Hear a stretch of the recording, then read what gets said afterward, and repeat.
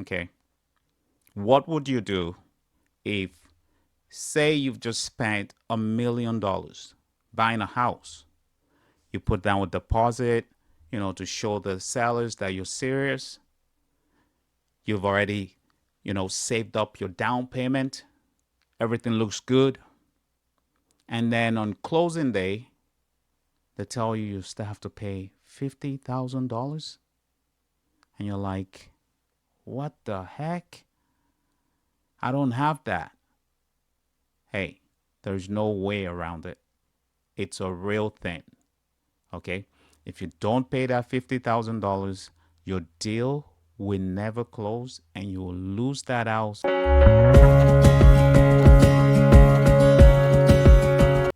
Today, we're going to answer what is closing cost, and we have to show you what are the kind of situations and factors that can balloon your closing cost out of the range of 5 to 7% of your purchase price. There's no agent out there that can tell you exactly what your closing cost is. No lawyer that can tell you that either. However, there's a range. Whatever your purchase price is, save another 5 to 7% for closing, because everything varies. There are a whole bunch of taxes that can apply or not apply to you as a buyer. There's the land transfer tax, the same amount of $1 million property. You pay less land transfer tax here, you pay way more land transfer tax over here. Location, location, location. Follow me. Let's go. My name is Yemi, and this is The Right Property, where we share information that you need before you close your deals. So, what is closing cost? Simply put, like the name says, it's the last amount of money that you must pay for you to have access to that property that you just bought. It involves your lawyer fees, the taxes, land transfer tax, property tax. In case your seller already finished paying the property for the year, you have to return whatever is left of the year that they won't be in the house, that you will be in the house. You have to give them that portion back. There's new buyers, or let me say non-immigrant buyers or sellers taxes. There's income tax and capital gain tax for investors. And on top of all that, you have to pay the HST. Regardless of whatever taxes you fall under, you slap the HST on that. Yes, the government wants their hand in your pocket. And the problem people get into with all these taxes is underestimation. You're better off to overestimate than to underestimate. And then if you're buying from a builder, pre-construction, you can watch my pre-construction video up here. If you're buying pre-construction, you have to pay, whatever the builder calculates and gives to their lawyer. There's no way around it. There is no way you know the numbers. Only the builders know the numbers. So for that one, like my video said, you have to be well prepared and over prepared when you're buying from a builder, because if you don't close, the builder can take the house back. Yes, they have the right to do that, and then come at you for whatever they lose when they sell the house to somebody else. So you have to be careful with the closing with builders. You also want to watch out. Sometimes when you buy a residential house, there are a whole bunch of stuff, items on rentals, like your water heater, your air condition, your water softener, a whole bunch of items that can be on rental.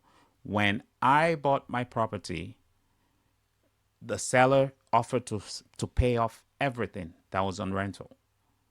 Myself and my wife, we decided leave the water heater on rental because if it breaks down, we have kids.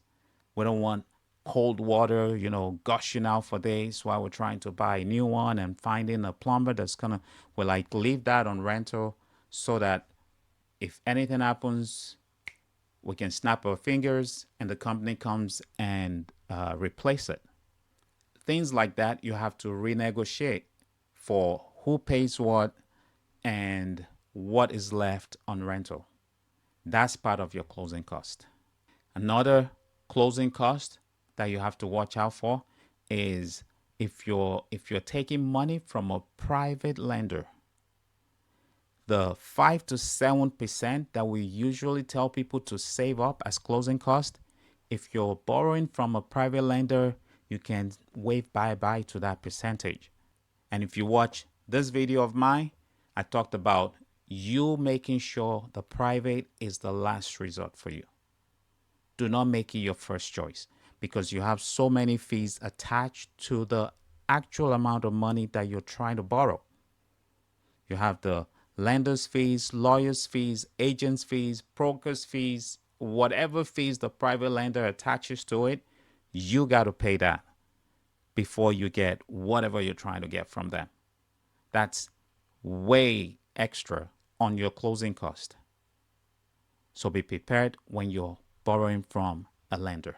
Another thing with closing cost is you do not want to miss your closing date, because every day that passes after your closing date is a new fine added onto your closing cost that you can't afford. They start adding per day a fine of whatever your lawyers agree with the other side, and you don't want that. So the money you don't have just keeps on growing. It's like a credit card payment that you can't pay, but they keep adding the interest. You do not want to find yourself in a closing cost situation. So make sure you do not miss your closing date. And if you watch out for all these things, I can guarantee you're gonna have a smoother closing and you'll be well prepared. I hope this helps somebody out there, at least enough information for you to do more research, ask questions that will help out your agent to figure out these things and be more engaged in your closing. Don't just leave it to your lawyers or your agents. Be more engaged so that on closing day, you're not, slapped with a number that's like way over your head and you start running around for money. Too many people have too many stories on closing day and how they had to go around borrowing everything from everybody so they can make their closing cost. I hope this has helped you. My name is still Yemiadegorite. This is The Right Property.